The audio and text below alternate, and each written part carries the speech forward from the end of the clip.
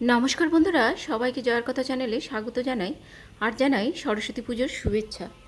আজকে আমি একটা ছোট রেসিপি শেয়ার করব, যেটা সরস্বতী পুজোর বিসর্জনের দিন মাকে করা হয় দধিকর্মা। একদম যারা নতুন গৃহিণী বা নতুন পুজো করছো তাদের জন্যই এই রেসিপি। দধিকর্মা রেসিপির জন্য দেখো, এখানে আমি এক বাটি খই নিয়েছি একটু মুরকি, নিয়েছি মিষ্টি দই, বাতাসা মিষ্টি, আর এখানে আমি চিড়েটা ধুয়ে জলটা ঝরিয়ে নিয়েছি। এখন একটা বড় বাটি নিয়ে তার মধ্যে সব কিছু মিশিয়ে নেব। প্রথমে খইটা নিয়ে নিলাম, তারপরে দেখো এখানে আমার প্রায় 3 চামচ মতন চিড়ে আছে, চিড়েটা সম্পূর্ণ নিয়ে নিলাম। আর মুরগিটাও প্রায় 3 চামচ মতন আছে, মুরগিটাও নিয়ে নিলাম। এবারে দুখানা বাতাসা দিয়ে দিলাম। এখন আমি প্রথমে দইটা দিয়ে দেব। আমি এটা হাত দিয়েই মাখবো, তাই হাতটা আমি খুব ভালোভাবে ধুয়ে নিয়েছি।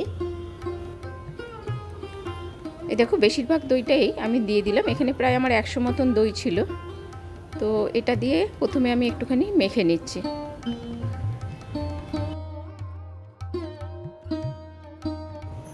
তো এখন পুরো দইটাই আমাকে দিয়ে দিতে হবে। এই পুরো দইটাই আমি এখানে ব্যবহার করে ফেললাম।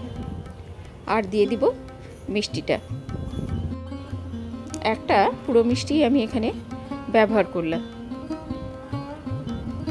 এটা নরম পাকের তালশাঁস, এরকম সন্দেশ টাইপের মিষ্টি দিলে এটা বেশি স্বাদের হয়।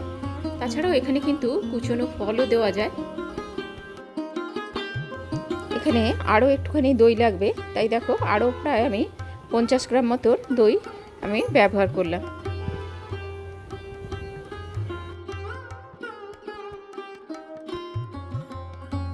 এবারে সমস্ত কিছু খুব ভালোভাবে মেখে নিলেই আমার তৈরি হয়ে যাবে দধিকর্মা।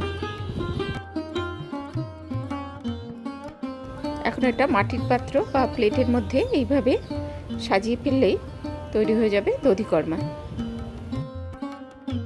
আগেই বলেছি, পছন্দ মতন ফল ছোট ছোট করে কেটে এর মধ্যে মিশিয়ে নেওয়া যায়। তাছাড়াও তিলকুটো এর মধ্যে মেশানো যেতে পারে।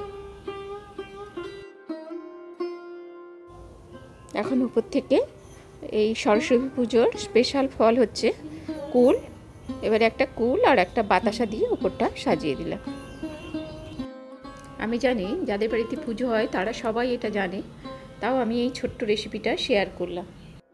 সবাই খুব ভালো থেকো, খুব ভালোভাবে সরস্বতী পুজো কাটাও এবং ভ্যালেন্টাইন্স ডে কাটাও। আজ এই পর্যন্তই, আবার দেখা হবে অন্য কোনো রেসিপি নিয়ে।